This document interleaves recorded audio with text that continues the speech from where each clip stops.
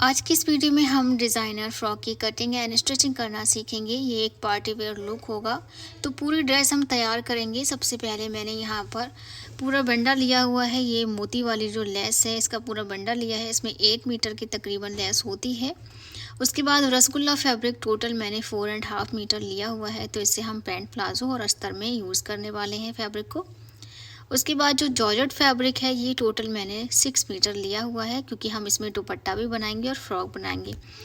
तो चलिए स्टार्ट करते हैं बनाना। सबसे पहले पूरा फैब्रिक को आपने ओपन कर लेना है, जॉर्जेट वाला फैब्रिक।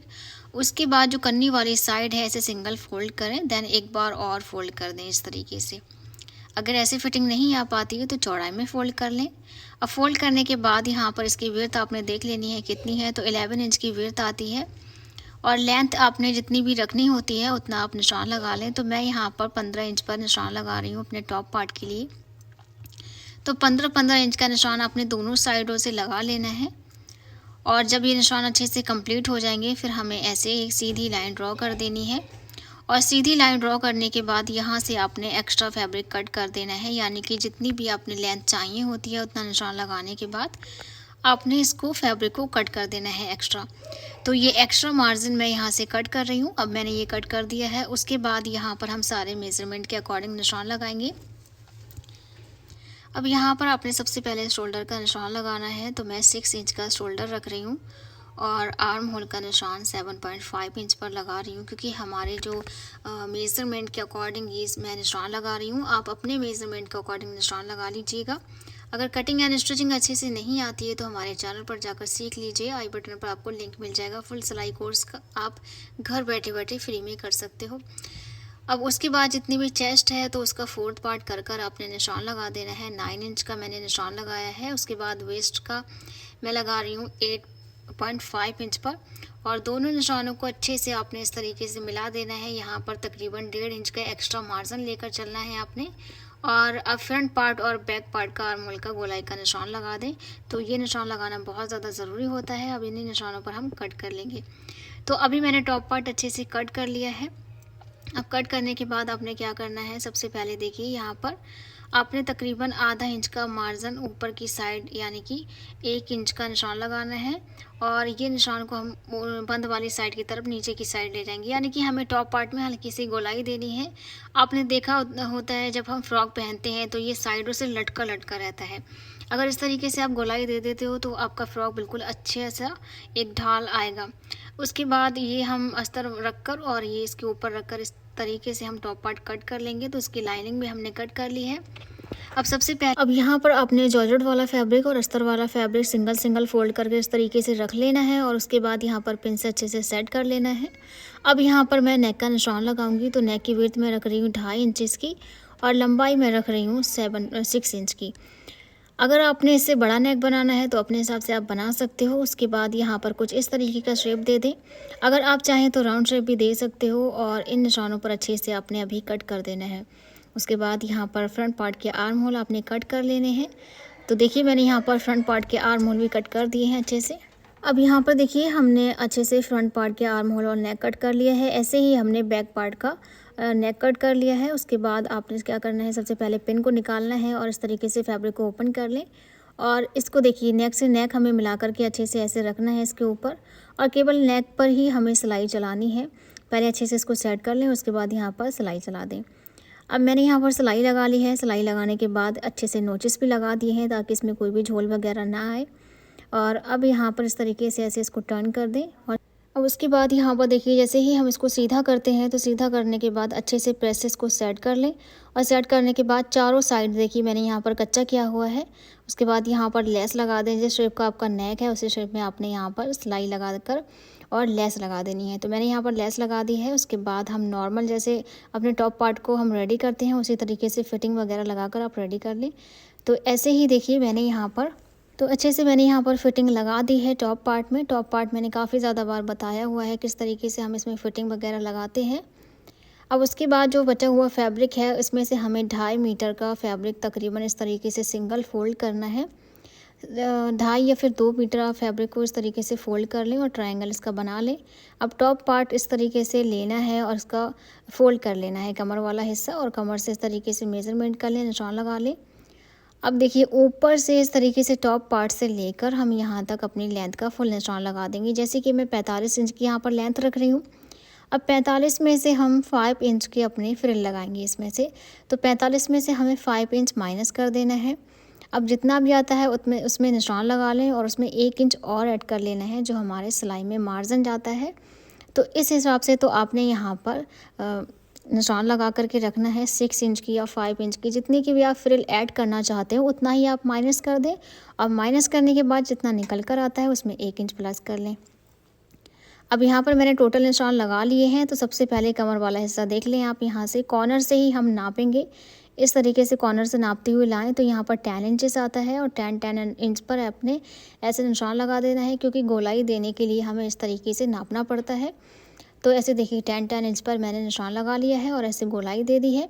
अब कॉर्नर से ही आपने नापते हुए जहाँ तक हमने लेंथ का निशान लगाया है वहाँ तक आपने इस तरीके से इंची टेप रखना है।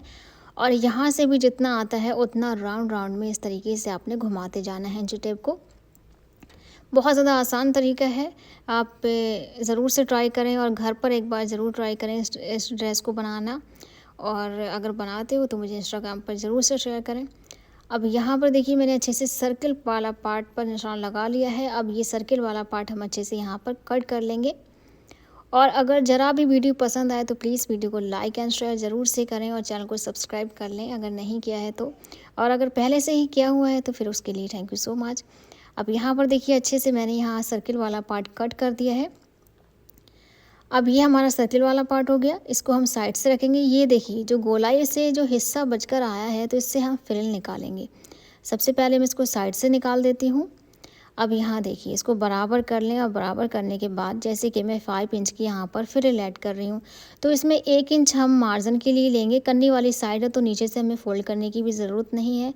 तो टोटल मैं यहाँ पर 7 इंच की या फिर 5 इंच की लगा रहे हो तो आपने 6 इंच की फ्रिल कट करना है, और 6 इंच की लगा रहे हो तो 7 इंच की फ्रिल कट करना है। 1 इंच एक्स्ट्रा लेते हुए ही आपने अपनी फ्रिल को कट करना है। तो ऐसे देखिए ये फ्रिल कट करने के बाद अब बाकी का जो कपड़ा बचा हुआ है तो उसमें से पहले आपने स्लीव्स निकाल लेनी है। अभी कपड़ा हमारा बराबर हो गया है तो इसको फ्रिल निकालने के बाद अब जो हमारा कपड़ा है इसको इस तरीके से फ़ोल्ड करें और फोल्ड करने के बाद स्लीव्स का निशान लगा लें। तो यहाँ पर देखिए सबसे पहले आपने अपने अकॉर्डिंग यहाँ पर स्लीव्स निकालने हैं। कितनी आप टोटल लेंथ रखना चाहते हो टोटल का निशान लगा लें। अब उस टोटल में आपने जितनी हमारी एल्बो होती हैं वहाँ तक आपने निशान लगाना है। तो यहाँ पर 30 इंच पर मैं निशान लगा रही हूँ एल्बो तक का। उसके बाद यहाँ पर एक्स्ट्रा फैब्रिक है जो उसके हम इसमें फ्रिल ऐड करेंगे। सबसे पहले तो आपने एल्बो तक का यहाँ पर निशान लगा करके रख लेना है। और जैसे भी नॉर्मल हम नेक अपनी स्लीव्स का निशान लगाते हैं मोरी और आर्म होल का वगैरह का, उसी तरीके से आपने यहाँ पर निशान लगाकर इतना हिस्सा आपने कट कर लेना है। तो यहाँ से पहले सीधा ये निकाल दें और बाकी का जो कपड़ा हमारा ये बचेगा इसमें से हम दुपट्टा और फ्रिल निकालेंगे। कैसे निकालेंगे बताते हैं आगे की वीडियो में। तो सबसे पहले आपने यहाँ पर स्लीव्स एल्बो तक ही आपने कट कर लेनी है। अब कट करने के बाद जो हमारे फ्रिल में से कपड़ा जो बचा हुआ था यानी कि जो सर्किल पार्ट हमने कट किया था, देखिए सबसे पहले मैंने एक पट्टी कट कर ली है। दोनों स्लीव्स की दोनों पट्टियाँ कट की हुई हैं। इसकी लेंथ मैंने रखी है 6 इंच की, सॉरी जो चौड़ाई है वो 6 इंच की है। अब लेंथ देखिए किस तरीके से रखनी है, जितनी आपकी स्लीव्स की मोरी है उससे आपने इसका दुगना कर कर इसकी लंबाई हमें कट करनी है। उसके बाद जब हम इसमें फ्रिल डालेंगे तो इसी के बराबर आ जाएगी। अब जो मोरी वाला पार्ट है तो ये मैंने देखिए 5 इंच की मोरी अपनी तैयार करनी है। इसकी चौड़ाई मैंने रखी है 2.5 इंच की, पट्टियाँ भी हमारी डबल है और इसको इस तरीके से हम इसके ऊपर रख देंगे। यहाँ पर हमारे गैदरिंग इस तरीके से आ जाएगी। तो चलिए मैं आपको बताती हूँ सबसे पहले आपने क्या करना है। तो स्लीव्स तो हमारी तैयार हो गई हैं। अब बाकी का ये जो बचा है कपड़ा इसमें से हम दुपट्टा निकालेंगे। तो तकरीबन अभी ये 2.5 मीटर के तकरीबन ये हमारा टुकड़ा है हमारे पास अभी।